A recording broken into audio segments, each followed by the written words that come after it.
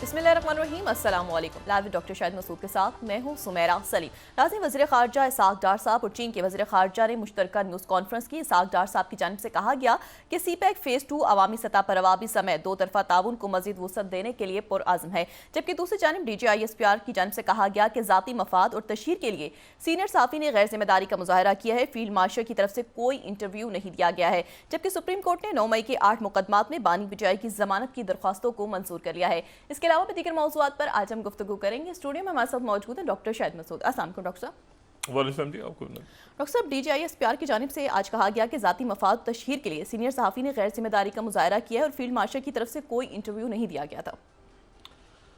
देखिए, सोहेल बड़ाई साहब मेरे कोलीग रहे हैं और मैं मुंतज़िर रहूँगा इस बात का जी कि वो इस पे कोई वजाहत करें सही।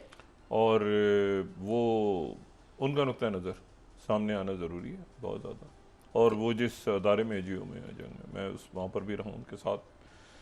और मोहसिन नकवी साहब जो हैं उनको भी इस पे वजाहत या किसी भी अंदाज में वो अपने क्योंकि ज़ाहिर है कि सोहेल बड़ाई साहब, मोहसिन नकवी साहब जो हैं और बाकी जो हम लोग मतलब सब एक दूसरे को जानते हैं। सही। तो ये जो है ये अब मैंने एक मशवरा दिया था मोहसिन नकवी साहब को, मैं अभी वो बात नहीं करना चाह रहा। जब वो उन्होंने ये ओहदा संभाला था तो मैंने उनको एक मशवरा दिया था और वो मशवरा ज़ाहिर है कि जो मैंने उसको दिया था उनको वो उन्होंने नहीं माना तो ये सूरत हाल पैदा। मैंने उनको अपनी एक इंस्टिंक्ट बताई थी, एक मशवरा था उनको। सही।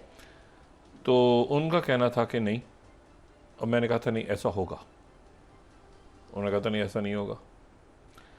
अच्छा, अब वो जो बात है वो चूँकि मेरे और उनके दरमियान है, उनके ऑफिस में ही मैं एक दफ़ा गया था तो मैंने मशवरा दिया था कि आप जो है अगर ये ख्याल है आपका, मुझे नहीं पता कि ये इसमें हदफ जो है वो सोहेल बड़ाई साहब हैं या इसका इसमें जो हदफ बना है इस पूरी ये गुफअप का वो मोहसिन नकवी साहब है। मेरा मशवरा मोहसिन नकवी साहब को एक था। बहरहाल आगे देखते हैं, उनका भी एक मौक़िफ़ आना ज़रूरी है मोहसिन नकवी साहब का, और उसका भी हम मुंतज़िर हैं और सोहेल बड़ाई साहब के मौक़िफ़ के भी मुंतज़िर हैं। लेकिन ये है कि ये तो मौक़िफ़ आ जाएंगे और ज़ाहिर है जो भी होगा उसमें बात करेंगे। लेकिन वो जो मेरा उनको मशवरा था मोहसिन नकवी साहब को, मैं उस पर आज भी कायम। और वो क्या था, ज़ाहिर है कि वो उन्होंने नहीं माना जो भी था, वो ये कि उन्होंने नहीं बात मानी तो बस ठीक है, वो हमारा एक आपस में बात हुई, मैंने उनसे एक बात की, उन्होंने कहा नहीं ख़त्म हो गई बात।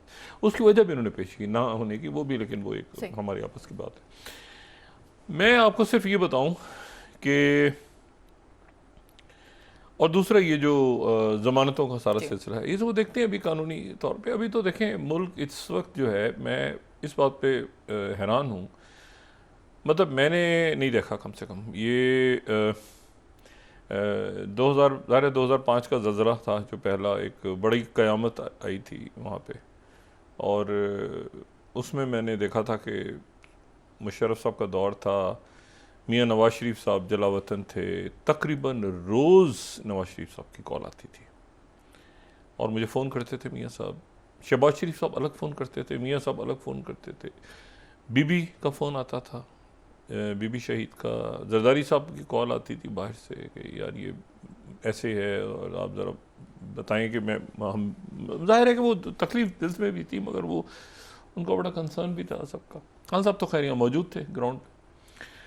अच्छा, अब मुझे जो है वो ये बात, और बड़ी एक हंगामी सूरत हाल थी, मुशर्रफ साहब काबीना का इजलास, आगे पीछे लोग आ रहे हैं जने पूरा मुल्क। इसी तरह 2010 के साथ जब सैलाब आया बड़ी तनकीद हुई, सब कुछ हुआ। तो लेकिन यह है कि इस तरह की आफत में ये होता है कि बहुत सी चीज़ें हाथ में नहीं होती इंसान के। बहुत सी चीज़ें ऐसा होता है कि आप उसको अगर नहीं भी मतलब आप अपना कंसर्न तो शो करते हैं ना। मुझे नहीं पता कि इस सिंध में जो सारा सूरत हाल है इसमें जरदारी साहब कहाँ हैं? ये नहीं कि वो क्या कर रहे हैं, वो कहाँ हैं, मतलब इस पूरे सिंध में उनकी हुकूमत है तो वो उनका मुराद अली शाह साहब कहाँ हैं? हंगामी काबीना का इजलास होने कॉल करना चाहिए था फौरी तौर पे। बिलावल साहब को फौरी तौर पे कराची पहुंचना चाहिए था।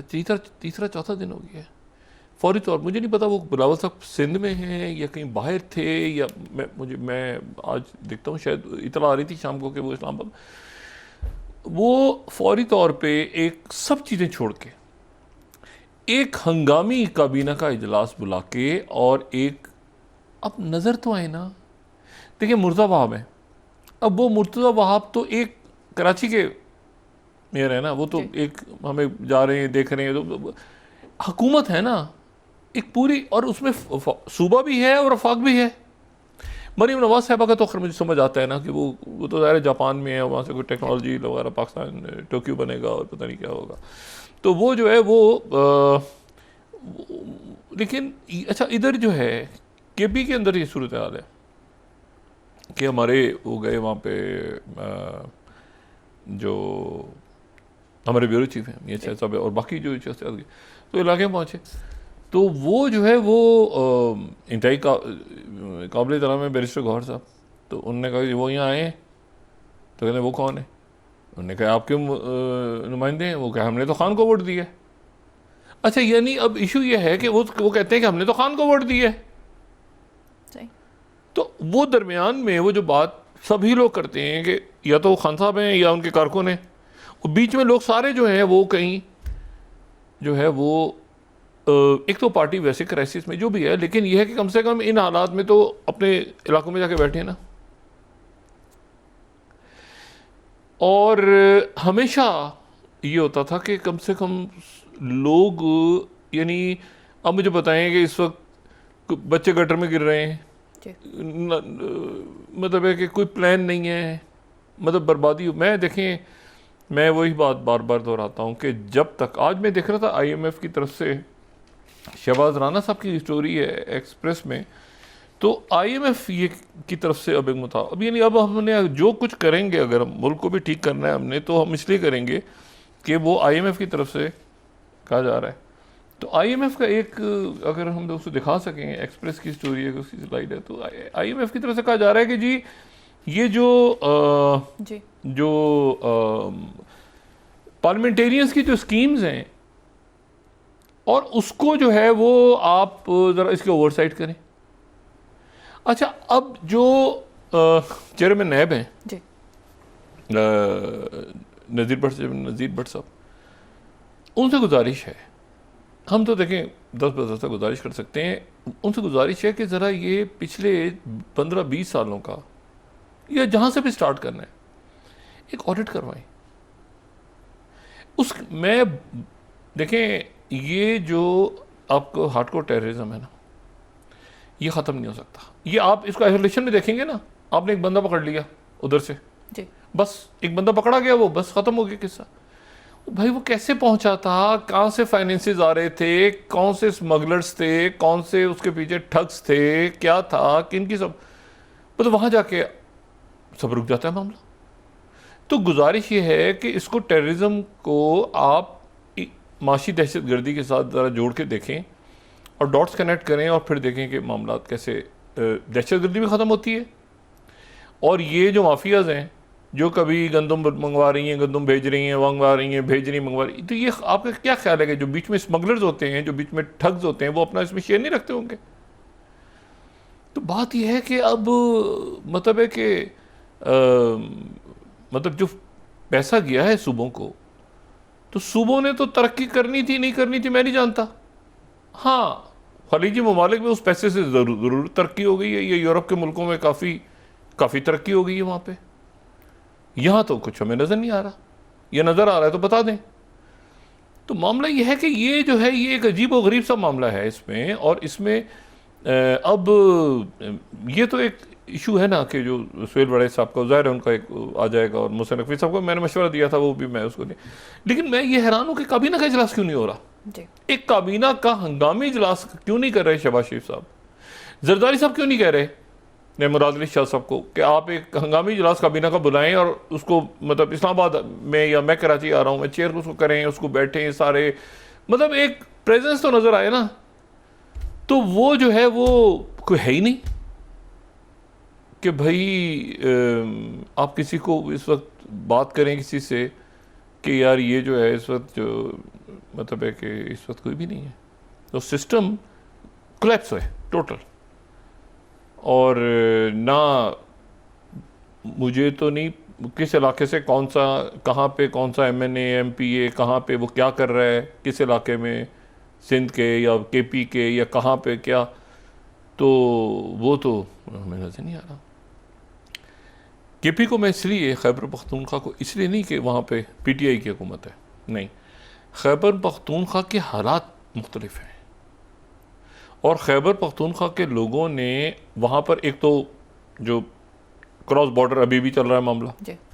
अब चाइना के फॉरेन मिनिस्टर आए हुए हैं, पाकिस्तान की तरफ से बड़ी उनसे बात हो रही है बार बार अफगानिस्तान से कि उनकी सॉइल इस्तेमाल नहीं होनी चाहिए, लेकिन चाइना दरमियान में तो जाहिर है कि अब वो अफगानिस्तान से भी जो ऐसे अनासर हैं वो उनको ठीक करना पड़ेगा और हो जाएगा ठीक इंशाल्लाह। लेकिन ये कि मैं मजमूई तौर पे KP के लोगों की बात कर रहा हूँ, उन्होंने तो बहुत ज़्यादा, उन्होंने भी और अफगानिस्तान के लोगों ने बहुत सफ़र किया है, बहुत ज़्यादा।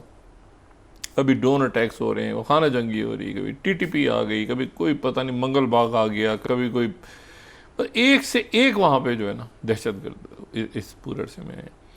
अब उनको रिलीफ चाहिए लोगों को, थोड़ा सा लोग आप यकीन करें, लोग इतना बेजार और इतना थक चुके हैं ना, अब मतलब है कि वो अब नाजायज़ तजावुज़ात, यार अभी मुझे कोई बता रहा था कि वो एक जगह पे कोई नाला है तो नाले के ऊपर वो लोगों ने खुद ही कवर कर दिया उसको कि उसको जाके तोड़ के आ गया कि ये नाजायज़ तजावुज़ात। ओ भाई, नाजायज़ तजावुज़ात आपको दूसरों की नज़र नहीं आ रही? जो अरब खरबपति लोग हैं उनकी जाके हाथ लगाए ना नाजायज़ तजावुज़ात को, वो जाके उनका तोड़े, वो तो बचा गिर गया। वो मतलब है कि देखें ना, अब ये भी तो एक ऐसा एक सारा सिलसिला है, ना लोकल बॉडीज फॉल हैं, ना अराकीन अपनी जगह मौजूद हैं, और अराकीन के ऊपर भी डाउट्स हैं, अभी तक कुछ नहीं पता क्या है क्या नहीं है वो क्या। तो मतलब इसका कोई आगे निकलना है। जब सफारती महाज पे, मैं बार बार कहता हूँ, ये एक मौज़ा है जो सफारती महाज पे हम हासिल कर रहे हैं इस वक्त, और इसकी सबसे बड़ी वजह जो मैं बताता हूँ वो ये कि हमने अपने फॉरेन ऑफिस को एक्टिव किया है और हमने जो की कैपिटल्स हैं वहाँ पे नॉन पॉलिटिकल अपॉइंटीज़ को भेजा है। अच्छा, और मैं उस दिन भी बात कर रहा था कि मुझे मैं बड़ा वो था उस शुरू में ना कि मुनीर अकरम साहब के बाद कैसे अक़वाम मुत्तहिदा में हमारी वो तगड़ी आवाज़ है। तो ब्रसेल्स में आप देखें, आप लंदन में देखें, आप बाकी जगहों में आपके फॉरेन ऑफिस ही है ना, और साथ आप उसके जहाँ पे मिलिट्री डिप्लोमेसी है वहाँ पर आप देखें, क्योंकि उसकी वजह यह है कि और डिप्लोमेसी से हटके अभी जो हमने जो 7 जहाज़ हो गए हैं गालिबन और ट्रम्प साहब के, तो और ये जो सारा सिलसिला हुआ है तो वो उसमें इतना बड़ा हमने इतनी बड़ी जंग जीती है। अब लेकिन उसमें ये अगर हम इतना सब कुछ कर रहे हैं पूरी दुनिया में, तो अगर उसको लोगों का, अवाम को उसका कोई फ़ायदा नहीं हो रहा बल्कि उल्टा नुकसान, और लोग यकीन करें, लोग एग्जॉस्ट होके ज़हनी मरीज अब हो चुके हैं। अब लोगों में सकत ही नहीं है बाकी कि उनको हर थोड़े दिन बाद पता चलता है कि जनाब कभी कोई टेलीकॉम उनको पैसे उनसे ले गए, कभी वो ठग के ले गया, कभी वो ठग के ले गया, कभी ये हो गया, कभी ये हो गया, ये चीट हो गई, ये चीट। कुछ लोग परेशान हाल हैं, उनको ज़रूरत है कि उनके ऊपर कोई और किसी ने क्या रखना है, जो रखना है तो वो खुद इकोनॉमिक टेररिज्म में फंस पड़े हुए हैं, तो उन्होंने क्या रखना है। तो ये सिस्टम को जो हमने पाकिस्तान ने कामयाबियां हासिल की हैं सफारती महाज पे, मैं तो ये बात एक ही होता है ना, जरदारी साहब जो कहते हैं तोते की टाई टाई करता है, तो मैं तो टाई टाई करता रहूँगा कि ये जो है, ये भाई आप जब तक इकोनॉमिक टेररिज्म के पीछे नहीं जाएंगे अक्रॉस द बोर्ड, अक्रॉस सबको सब उस वक्त तक ये मामला हल नहीं होंगे। और वो कराची में डूबा हुआ उसमें, यानी मैं तो आज हैरान हो गया कि वहाँ पे बारिश हो रही है और वो बेचारे जो वहाँ पे जो अमला है सारा, वो झाड़ुओं से पानी निकाल रहे हैं बारिश का, उनकी ड्यूटी लगी हुई, झाड़ू से पानी निकाल रहे हैं बेचारे। मतलब आप देखिए उनके पास, मतलब है कि आप कहते हैं यार एक मिनट है, ये इतना सारा पैसा किधर है। प्रेजेंस हमें मुराद अली शाह साहब से, जरदारी साहब से सबसे गुजारिश है कि एक हंगामी इजलास तरफ करें। आज रात को, इसमें कोई दिन रात का नहीं होता, तो कल बुलाएंगे, पर एक हंगामी होता है ना कि हंगामी इजलास तरफ किया, सबको कहा अपनी अपनी जगहों पर रहो, मतलब जो कुछ हुआ है वो हुआ है, मतलब नज़र तो आए ना। आप एक हंगामी इजलास कॉल करें और उसमें आप सबको अपने अपने पाबंद करें, अपने इलाकों में जाएँ, कराची में, सखर में, लाड़काना में, जहाँ जहाँ इस वक्त आफत है, आप नज़र तो आए ना कम से कम। भाई नहीं। और मतलब अभी मैंने ऐसा कभी भी नहीं देखा। पहले भी जब सैलाब वगैरह आते थे तो मियाँ साहब की गवर्नमेंट होती थी या पीपल्स पार्टी की हुकूमत होती थी तो एक हंगामी इजलास फ़ौरन तलब होता था कि मुल्क में ऐसे हालात हैं, ब्रीफिंग से ये वो। कुछ भी नहीं है, कुछ हो क्या ही नहीं। एनडीए में वो अपना काम कर रही है, कोई दूसरा दार अपना काम कर रहा है, कोई तीसरा दार अपना काम, वो आपस में कोई कोऑर्डिनेशन ही नहीं है, कुछ भी मतलब है कि लोग फंसे हुए हैं बारिश में और अजीब मुसीबत है। तो अल्लाह ताला खैर करे। हम तो देखें बात कह सकते हैं सर, मैं अब इस पर क्या आगे बात करूँ। अच्छा, अब बसात पूरी ग्लोबल जो बसात है ना वो ऐसे उलट गई है ये बात, और उसमें अब जो उल्टी है ना बसात, तो उसमें कुछ ऐसी चीज़ें हो रही हैं जो अचानक जो है वो उसको मज़ीद आप समझें कि पिछले 24 घंटों में कुछ ऐसी बातें सामने आई हैं जो बड़ी अनहोनी है। पहली बात तो ये है कि नेटो के जो डिफेंस चीफ्स हैं 32 ममालिक के, जनरल डैन केन जो के चेयरमैन जॉइंट चीफ हैं वो उसमें थे। फिर उसके बाद जो है वो उन्होंने, ये ज़ाहिर है वीडियो कॉन्फ्रेंस पे इजलास हुआ है तो 32 मुल्कों के, और इसमें जो जनरल एलेक्स ग्रेंटिविच, ये सुप्रीम लाइट कमांडर यूरोप, ये नए आए हैं, वो भी उसमें थे, और बाकी बल्गारिया, ये नेटो मुल्क सारे, अल्बानिया, इटली और आइसलैंड, और ये सारे इनके जो आर्मी चीफ्स, इन सब की जो है वीडियो कॉन्फ्रेंस हुई है कि यूक्रेन को हमने कैसे कवर देना है, सिक्योरिटी गारंटी देनी है क्या, तो उसका मैकेनिज्म एक बना रहे हैं नेटो ममालिक सारे। अगला शायद जो है वो इजलास 2-4 दिन में होगा, वो यानी वो ख़ुद होंगे, ये तो अभी वीडियो पे हुआ है, वीडियो कॉन्फ्रेंस आज हुई है। लेकिन इसमें एक जो सर्गेई लैवरोव हैं, उन्होंने आज एक बहुत इम्पॉर्टेंट बात की है। सही इम्पॉर्टेंट, अब आप रोज़ को इम्पॉर्टेंट, एक ही खबर ऐसी है, 2-3 खबरें वैसे तो, मगर अगर आप मुझे पूछे ना कि एक बड़ी खबर आज कौन सी है, तो वो ये है कि सर्गेई लैवरोव ने कहा है कि जो भी, पहले तो उन्होंने कहा था कि रशिया के बगैर नए मामलात होंगे तय, आप जो भी सिक्योरिटी गारंटीज करेंगे यूरोप की, उसमें रशिया के बगैर आप ये नहीं कर सकते, यानी आपको सिक्योरिटी, उन्होंने पहले मैसेज जो है वो उनका ये था कि जी ये जो भी कोलिजन ऑफ विलिंग कर रही है, ये जो भी कुछ कर रहे हैं, बूट्स ऑन ग्राउंड, फलाना ढिमाकना, ये आप नहीं कर सकते जब तक कि इसमें आप ऑन बोर्ड नहीं लेंगे रशिया को। तो अब यह है कि अब ये बात हो रही थी कि रशिया, अच्छा ये उनका मैसेज था, एक कल परसों उन्होंने बात की थी, और जाहिर सी बात है ये तो हम पहले भी डिस्कस कर चुके हैं, उन्होंने कहा था कि आप रशिया को ऑन बोर्ड लिए बगैर कोई डिसाइड नहीं कर सकते चीज़। और यूरोप को उन्होंने कहा था कि आप जो हैं वो हमारे और प्रेसिडेंट ट्रंप के जो बायलैटरल ताल्लुकात हैं रशिया और ट्रंप के, उसको आप ख़राब कर रहे हैं। लेकिन आज जो है वो पिछले 24 घंटों में उनका एक ऐसा बयान आया है जिस पे वो थरथल्ली होती है ना, पूरा एक तरफ एक सब सर पकड़ के बैठे हुए हैं कि अब हमने क्या करना है। जो सर्गेई लैवरोव हैं, उन्होंने कहा है कि यूरोप और यूक्रेन की सिक्योरिटी के मामलात में चाइना भी शामिल होगा एज अ गारंटर। सही। रशिया के साथ साथ चाइना भी शामिल होगा, ठीक है जी। और अब इसके ऊपर जो है वो यूरोप में तो नेटो में तो अभी तक के खामोशी है, क्योंकि शाम तक बात उनको समझ में आई है बहुत से लोगों को कि वो चाइना का जिक्र हो रहा है। मतलब वो अब वो चाइना को क्या जवाब देंगे कि कौन से ईयू के मुल्क क्या बात करेंगे चाइना के, तो ये सिर्फ ज़ेलेंस्की बोले हैं अभी तक सिर्फ ज़ेलेंस्की जो हैं, क्योंकि अभी तक तो वो प्यूटिन और ट्रंप के से बड़ी मुश्किलों से ट्रंप से जान बचाई है। अभी प्यूटिन से मिलना है, नहीं मिलना, वो प्यूटिन तो कोई इंटरेस्टेड नहीं है मिलने में, सीज़ फायर नहीं हो रहा, वो आगे बढ़ता जा रहा है, काफ़ी इलाके निकल गए हैं। लेकिन जो ज़ेलेंस्की हैं उन्होंने रिएक्ट किया है, और उनका जो रिएक्शन है उससे मैं भी कुछ उनके यूरोप के चैनल्स पे सुन रहा था डिस्कशन, तो यूरोप के वो जो पैनलिस्ट बैठे हुए थे एक इटालियन टीवी, तो उसमें वो अपने आप को डिस्टेंस कर रहे थे, तकरीबन सारे लोग जो हैं वो डिस्टेंस कर रहे थे कि ये अभी तक हमारी गवर्नमेंट का पॉइंट ऑफ व्यू नहीं है। ये ज़ेलेंस्की ने अगर बात की है तो ये मैं ब्लूमबर्ग कोट कर देता हूँ यहाँ पे, 6th अगर ज़ेलेंस्की ने बात की है तो ज़ेलेंस्की जानते हैं, अभी हमारी हुकूमत बैठेगी, हम देखेंगे, हम इसको स्टडी, क्योंकि चाइना के ऊपर अगर आप बात करेंगे तो यूरोप सौदाफस हो जाएगा। 6 slide Bloomberg, Zelensky rules out China is one of the post security guarantors. तो ये जो है, ये अब इसमें इन्होंने जो है वो, और task fourth, Zelensky rejects making China one of the Ukraine security guarantors. अब इशू ये है कि ये लेवरोव जो हैं उन्होंने जो स्टेटमेंट दिया है कि अगर आप फाइनेंशियल टाइम्स को देखेंगे ना थर्ड, तो इसमें इन्होंने तो रशिया लगाया है हेडलाइन में, लेकिन इसमें चाइना का नाम भी है। फाइनेंशियल टाइम जो है, रशिया सेज कि it must include in any Ukrainian security guarantee, तो इसमें जो है वो उन्होंने चाइना का नाम भी लिया है। रिएक्ट इस पर कर गए ज़ेलेंस्की, और वो मैंने आपको बता दिया।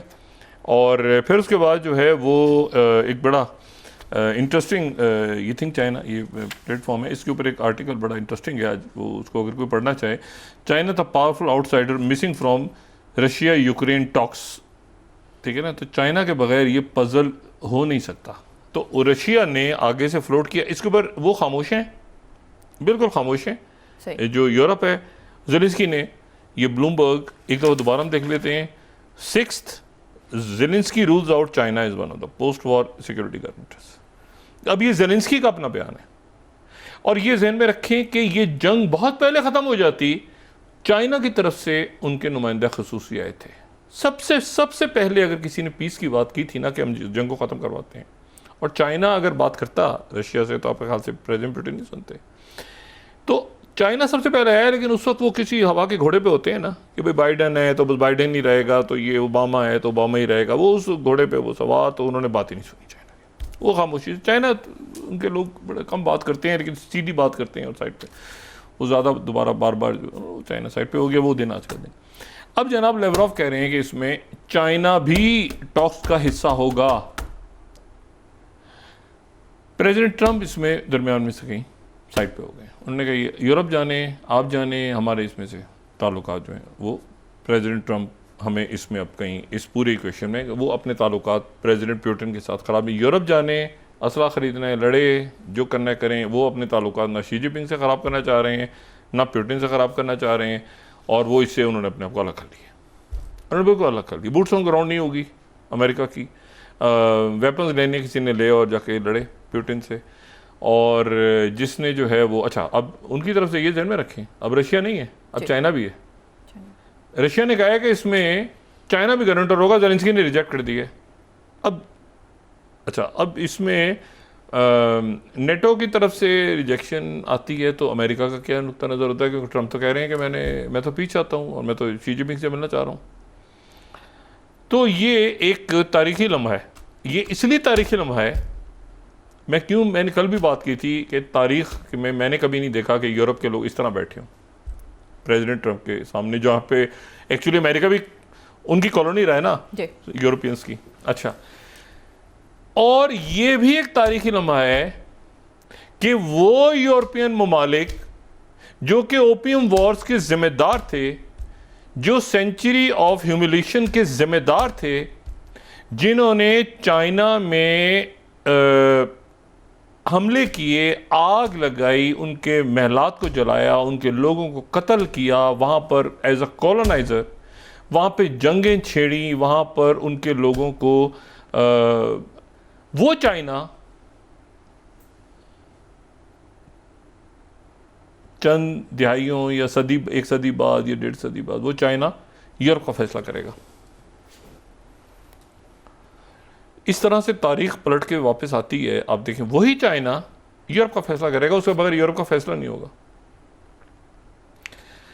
तो चाइना की एंटर द ड्रैगन, ठीक है, एंटर द ड्रैगन। अब इसमें चाइना जो है वो यूरोप के अंदर प्रेसिडेंट जो पुतिन, जाहिर है प्रेसिडेंट पुतिन के बगैर तो ये नहीं डिसीजन होता, तो चाइना इसमें एंटर हो गया।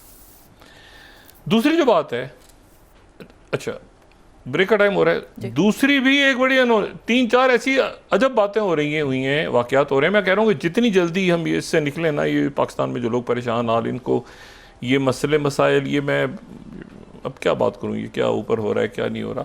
लेकिन ये है कि इसमें आके वजाहत फरमाए हमारी जो मुख्तलिफ वज़रा हैं, और वो मैं अब इस पर मज़ीद की बात नहीं करना चाह रहा। लोग परेशान हाल हैं, और इतना परेशान है लोग कि उनको समझ ही नहीं आ रहा कि हम किससे बात करें, कहाँ जाएं, किससे पूछें। कोई पानी में बच्चे बह गए हैं, कोई घर गिर गए हैं, कोई कहीं शॉर्ट सर्किट से आग लग रही है, कहीं कुछ हो रहा है, कहीं कुछ हो।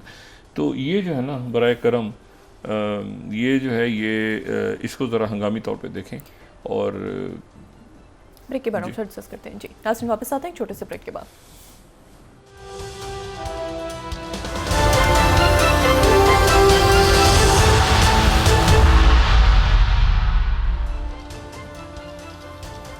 वेलकम बैक नाज़रीन। तो डॉक्टर साहब आप कहते हैं कि सुहेल वराइद साहब और मोहसिन नकवी साहब की जानिब से इस बात की वजाहत आ जाएगी। वजाहत आ जाएगी, मेरे ख्याल ज़ाहिर है उसको क्लियर कर देंगे। और मैंने ये भी कहा कि मैं थोड़ा सा इनके, क्योंकि इनके साथ एक ताल्लुक़ रहा है और रहेगा, एक उसमें हम साथ रहे हैं, तो मेरा एक असेसमेंट थी कि शायद बहरहाल उसको छोड़ें। अभी तो इस वक्त प्रायोरिटी है कि खुदारा ये जो है ना, इसके ऊपर एक हंगामी इजलास करें।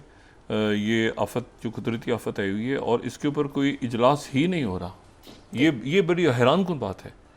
ना काबीना का इजलास हो रहा है वफाक में, ना सूबाई सतह पर इजलास हो रहा है, और लोगों को बेहाल छोड़ दिए। तो ये जो है ना, ये इसके ऊपर एक पहले तो ज़रा इस कुदरती आफत की तरफ ज़रा तवज्जो देना कि ये क्या मामलात हैं सारे। दूसरी जो अहम बात है, एक तो मैंने आपसे ये कहा ना कि अब इसमें चाइना आ गया है यूरोप के इस पूरे इशू में। दूसरा जो है वो चाइना के वज़ीर ख़ारजा पाकिस्तान आज, ठीक है ना, वांगी, और स्ट्रेटेजिक ताल्लुक। मैंने कहा चाइना और पाकिस्तान के ताल्लुकात जो हैं वो किसी बिल्कुल मतलब अलग डायमेंशन में, अलग डोमेन, अलग जो है ना, उन पर हम बाकी ममालिक भी हमारे साथ हैं, लेकिन चाइना के और पाकिस्तान के ताल्लुकात बड़े ही ज़बरदस्त, क्या बस। अच्छा एनीवे, तो वो यहाँ पे हैं, मौजूद हैं, दीदारुल फर्शर, और वो बड़े अहम ज़ाहिर पाकिस्तान में अस्करी क़यादत से, सियासी सबसे उनकी बात हो रही है। वो अफ़गानिस्तान भी गए हैं, अफ़गानिस्तान ज़ाहिर सीपैक का हिस्सा बनना है, ईरान भी, पाकिस्तान, ये सारा रीजन हो गया। अब जनाब जो प्रीमियर शी जिनपिंग है, उन्होंने एक इलाके का दौरा किया है जब से वो सदर बने हैं 2014 से। ये उनका दूसरा दौरा है चाइना में। वो सब इलाकों में जाते हैं, लेकिन यहाँ पर जो जिस सेलिब्रेशन में वो गए हैं, जो बड़ी ज़बरदस्त उनका इस्तकबाल हुआ है, और ज़ाहिर है वो जहाँ भी जाते हैं तो उनका बड़े पॉपुलर लीडरशिप है चाइना की, दुनिया की बल्कि।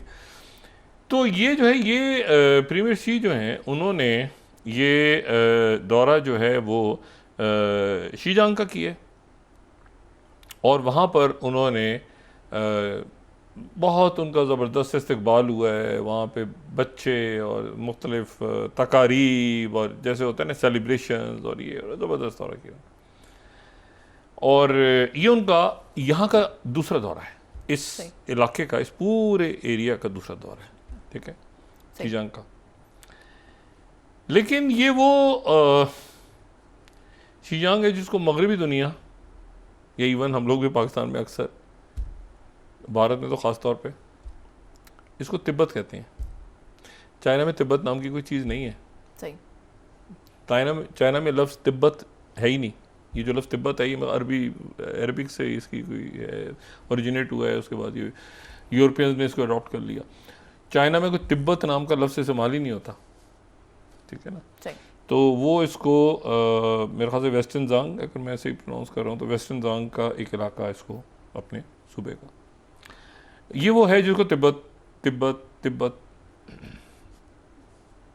और चूँकि वहाँ पे तिब्बत पे सफ़ेद रंग की बर्फ़ गिरती है, तो उसकी वजह से यहाँ तिब्बत स्नो भी आ गया, वो पॉपुलर होगी ब्रांड, वहीं से निकली ना, तिब्बत की बर्फ़ की तरह का जो लगाएगा तो वैसे हो जाएगा।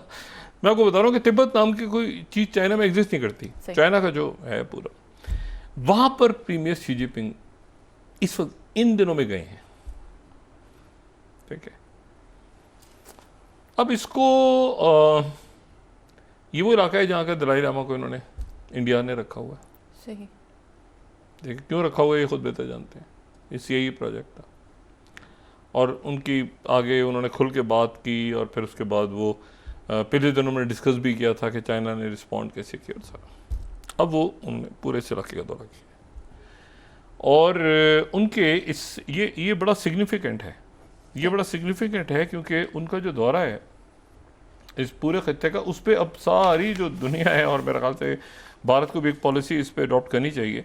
जैसे CNN 29 में आपको दिखाऊं तो वो Xi Jinping makes rare visit to Tibet to showcase control. अरे मगरबी मीडिया अपने अंदाज में कहेगा कि जी दलाई लामा सक्सेशन लूम्स और ये सारा, फिर राइटर्स कह रहा है Xi Jinping makes second visit to Tibet. Tibet है ही नहीं, मैंने कहा ना तिब्बत उनका वो, they don't use the word Tibet. Tibet नहीं, ये तो western word, it's a western word ना, यूरोपियन वर्ड है ये बाकी दुनिया का वर्ड है, उनका तो ये हिस्सा है। अच्छा, अब जनाब ये है कि Al Jazeera 31 Xi Jinping makes rare visit to Tibet at 60 साल उनके वहाँ पे सेलिब्रेशंस हो रही हैं। वॉल स्ट्रीट जर्नल ने बड़ा अच्छा इसकी लगाई है, China's she reminds Tibet that Beijing is in charge. ठीक है, और फिर इंडिया टुडे ने भी खबर, भारतीय मीडिया भी लगा रहा है कि China Xi makes rare visit to Tibet and says कि Tibetan Buddhism needs to change. Hindustan Times, China Xi Jinping urges ethnic unity in rare visit to Tibet gets roaring welcome. अच्छा, अब वेलकम, ये Hindustan times भी ज़रा माहौल के हिसाब से भारतीय मीडिया भी उनके सेलिब्रेट करना है, वरना अगर उधर से ताल्लुकात अच्छे होते ट्रम्प जी के तो इस वक्त मामला, मोदी जी और ट्रम्प जी के ताल्लुकात अच्छे होते तो इस वक्त किसी और तरह से लगा। ये थाईलैंड के न्यूज़पेपर ने बड़ी इंटरेस्टिंग इसके ऊपर की है, 35 ये उनका नेशनल जो न्यूज़पेपर है थाईलैंड का। Xi Jinping visit to Tibet reinforces China's authority over the roof of the world. ठीक है, तो ये बड़ी एक इंटरेस्टिंग, टाइमिंग बड़ी इंटरेस्टिंग है कि ये इन्होंने, अच्छा ये मैं ये सिफर देख रहा था इनकी सुप्रीम, जो पहले मैं बात कर चुका हूँ नेटो की जी, उनका आज उनकी तरफ से आया कि सुप्रीम अलाइड कमांडर फर्स्ट, उनके जो स्पोक्स पर्सन है कर्नल मार्टिन डोनल, इनका है सुप्रीम अलाइड कमांडर, उन्होंने ऑनर किया chiefs of defence is first in such format. अच्छा, और उसमें अलायंस को स्ट्रॉन्गर बनाने की बात हुई और यूक्रेन की, लेकिन वो मेरा ख्याल है कि वो बात बनी नहीं, क्योंकि चाइना को, अब चाइना बीच में आ गया, एंटर द ड्रैगन। अच्छा, और इसमें जो है वो आज 3 हफ्तों के बाद सबसे ज़्यादा जो है वो ज़्यादा रशिया जो है वो आगे एग्रेसिव अंदाज में सामने आ रहा है, क्योंकि सामने कोई भी नहीं है, सामने कोई भी नहीं है। और रशिया की तरफ से ये भी बात हो गई है कि ये क़यादत तो मतलब इसकी तो कोई हैसियत ही नहीं है, मतलब अब वो ज़ेलेंस्की से क्या मिलना है प्रेसिडेंट पुतिन ने, तो वो मतलब है कि वो ट्रम्प साइड पे हो गए हैं कि भाई जो तय करना है आपस में करो, मैं पीछे हट गया हूँ, ये लड़ना है लड़ो, नहीं तो मेरी कंडीशन माननी थी, तो वो जो उनकी वो अपना पीछे रह गए। अच्छा, इसमें अब एक और बात हुई है कि इटली में एक बंदा पकड़ा गया है जो जर्मन अथॉरिटी ने पकड़ा है, इटली में पकड़ा है, और वो जो बंदा है वो उसको गिरफ्तार किया है इटली में, यूक्रेनियन है और उसको गिरफ्तार इस इल्ज़ाम में किया कि उसने नॉर्थ स्ट्रीम पाइपलाइन को उड़ाया था 2022 में सितंबर में, जो ब्लास्ट हुए थे नॉर्थ स्ट्रीम पाइपलाइन, वो 32-36 पाइपलाइन आती हैं ना, क्रॉस करती हैं, जो रशिया से यूरोप डायरेक्ट आती हैं, तो उसमें से ये मेन नॉर्थ स्ट्रीम 1, 2, 3 प्रोजेक्ट्स, अब काफ़ी डिटेल में बात कर चुका हूँ। तो इसका जो सेबोटाज था, तो ये सेबोटाज में एक यूक्रेनियन का, अच्छा वो स्पेसिफिकली उन्होंने आइडेंटिफाई करके नाम भी उसका दिया है, उसकी आइडेंटिफिकेशन कि यूक्रेनियन है, तो और कोई नहीं है, यूक्रेनियन है। और ये जो है ये मैं NBC को कोट कर रहा हूँ यहाँ पे, 9th Ukrainian man arrested over north stream pipeline attacks, euro news, Ukrainian suspected of links of north stream pipeline blast arrested in Italy. अब इशू ये है कि ये जो नॉर्थ स्ट्रीम पाइपलाइन है, इसके ऊपर सीमोर हर्ष हमारे दोस्त भी हैं, बड़े सीनियर, बड़ा उनसे सीखा, बड़ा सीमोर हर्ष ने इसके ऊपर ये क्लेम किया था कि ये एक CIA का था। ये सीमोर हर्ष उन्हीं के, सीमोर हर्ष कोई ऐसे राह चलते नहीं, सीमोर हर्ष वो हैं जो जिनके स्टोरी पे वियतनाम वॉर ख़त्म हुई है, ठीक है ना, जिनकी स्टोरी वो थी कि अबू गरैब जेल के आए, तो सीमोर हर्ष एक बहुत ज़बरदस्त हैं और पाकिस्तान बहुत उनका आना जाना रहा है और पूरी दुनिया को बहुत। अब जनाब वो सीमोर हर्ष की स्टोरी थी कि ये जो है ये नॉर्थ स्ट्रीम की पाइपलाइन ये कैसे हुई, क्या हुआ, और रशिया उस वक्त ये कह रहा था ये मैं रॉयटर्स अगर 2023 का ही दिखा रहा हूँ 11th स्लाइड कि रशिया कह रहा है कि US has question to answer Nord Stream explosion. और फिर उसके बाद चाइना ने 2023 में 12th चाइना ने रशिया के उस ड्राफ्ट को सपोर्ट किया था 12th कि China backs Russia draft resolution on Nord Stream probe. अच्छा, अब ये जो है ये बात ये, अच्छा सीमोर का किसी ने अगर आर्टिकल देखना हो तो ये 10th पे ये आर्टिकल मौजूद है, ये इसका लिंक है कॉमन ड्रीम्स का। ये वैसे सबसे पहले लिखते हैं लेकिन ये कि ये इनका आर्टिकल ये मौजूद सीमोर हर्ट्स रिपोर्ट्स ये यूएस। अब प्रेसिडेंट ट्रंप के लिए ज़ाहिर है वो पुराने लोगों को 37 को तो तुलसी गबार्ड ने डाल दी है उस पर, उनके सिक्योरिटी कवर उठाई। ये ज़रा चेक करें कि पिछले कुछ अरसे में इनकी जो so called deep state president Trump के कौन से अनासर थे जो दरमियान में ये सारी कार्रवाइयाँ करते रहे हैं। यानी जर्मन्स को वहाँ से पाइपलाइंस बनी हैं और वो एक गैस एक देखिए ना फ्यूचर में चेंज होती है ना चीज़ें। एक स्ट्रक्चर को भी ब्लास्ट कर दिया कि यहाँ से गैस ही ना है तो भाई आप तो ये किसने किया क्या किया। तो ये एक ऐसी चीज़ है जो अभी यूक्रेनियन बंदा अरेस्ट हुआ है, तो ये मेरे लिए बड़ी एक इंटरेस्टिंग बात है कि उन्होंने प्रॉपर यूरो न्यूज़ को मैं फिर कोट कर रहा हूँ 8th Ukrainian suspected of links to Nord Stream. Ukraine ये भी कह सकते थे ना कि एक बंदा नहीं, यूक्रेन का उन्होंने स्पेसिफाई किया है। तो ये एक नया इसमें नई इसके अंदर सारा मामला आ रहा है।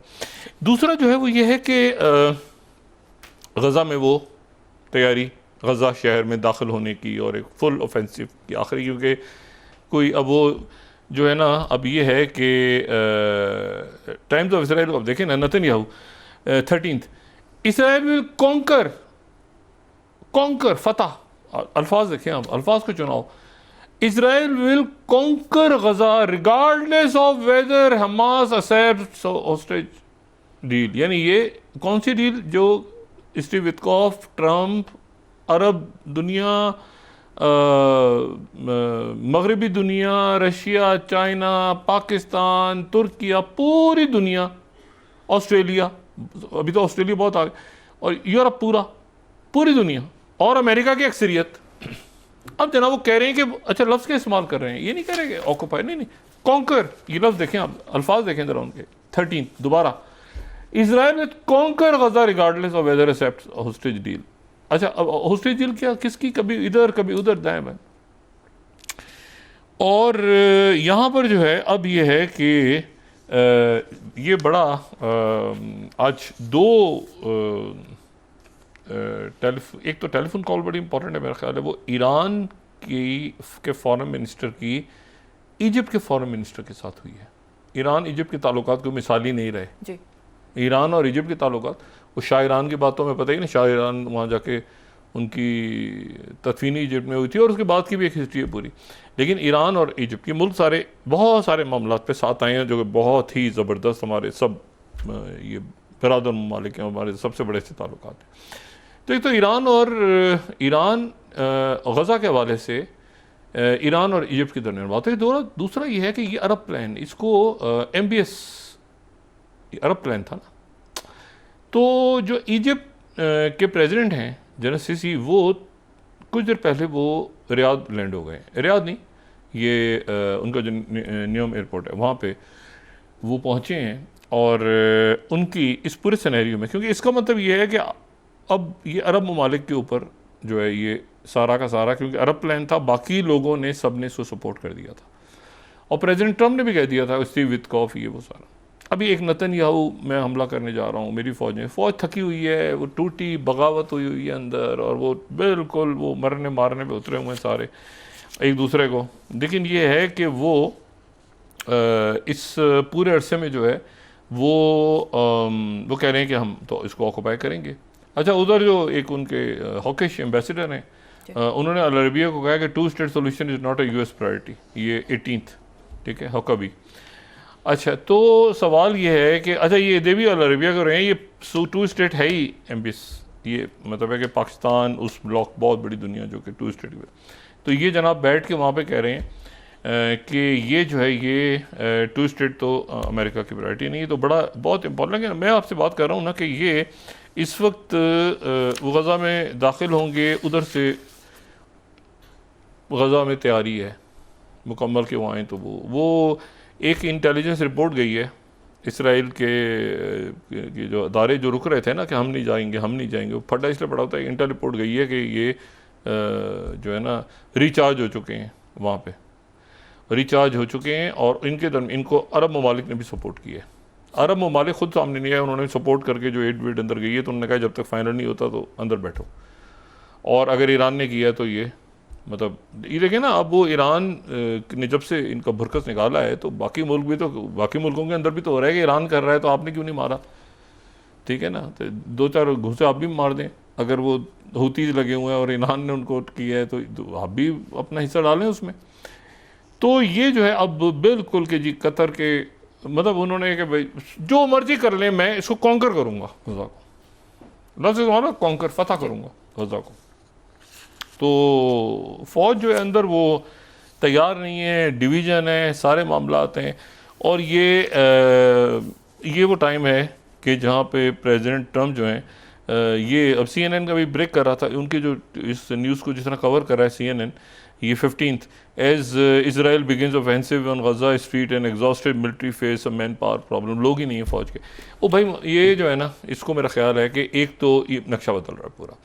यूरोप का फैसला ना सिर्फ ये है कि अब रशिया करने जा रहा है वीटो पावर, बल्कि चाइना भी उसमें है।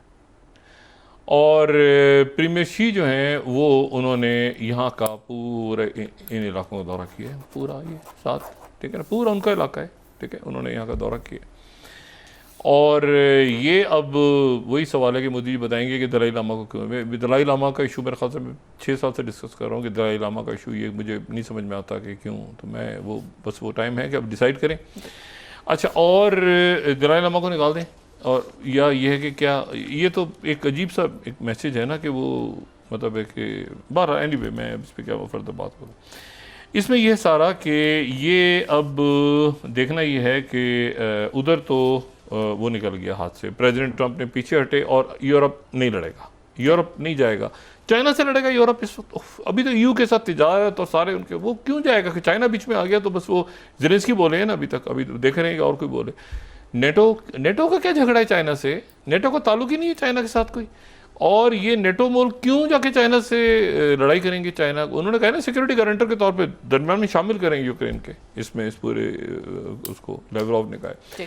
तो बात यह है कि ये एक नई दुनिया, नए मामलात हैं, नए लोग हैं। इतनी हमने सफारती मास पे कामयाबियाँ हासिल की हैं, इतनी माशाअल्लाह अल्लाह ताला का एहसान है कि हमने अस्करी महाज पे, सफारती महाज पे, बाकी अभी है कि लोग डिज़र्व करते हैं, लोग थक गए। लोगों को आप रिलीफ दें, उनके को मरहम पट्टी रखें। लोग इतना परेशान हैं, ये बारिशें, फिर एक इशू, फिर दूसरा इशू, फिर तीसरा इशू, फिर वो मतलब लोगों ने कहीं फ्लैट बुक करा लिया, कोई जगह बुक करा ली, कोई थड़ा बुक करा लिया, वो तोड़ के चले गए, मतलब वो गैर कानूनी निकला। वो भाई इतने बड़े बड़े महलात बने हुए हैं सारे, तो ये मनी लॉन्डर हो रहा है पैसा, तो ये सारा का सारा, और मुख्तलिफ हर जगह माफिया घुसी हुई है। ये आप एक जगह से इसको करके क्लोज, और जो हमारे इस सिस्टम में जो लोग बैठे हैं इस वक्त, इस अरेंजमेंट में, पॉलिटिकल अरेंजमेंट में, वो सारी चीज़ें छोड़ के एक हंगामी इजलास का काबीना का शहबाज शरीफ साहब बुलाएं, और उसके बाद ये है कि जरदारी साहब सिंध हुकूमत को करें ये मुझे नहीं पता 2-4 दिन उन्होंने क्यों नहीं किया, बार एनीवे ये करें फौरी तौर पे।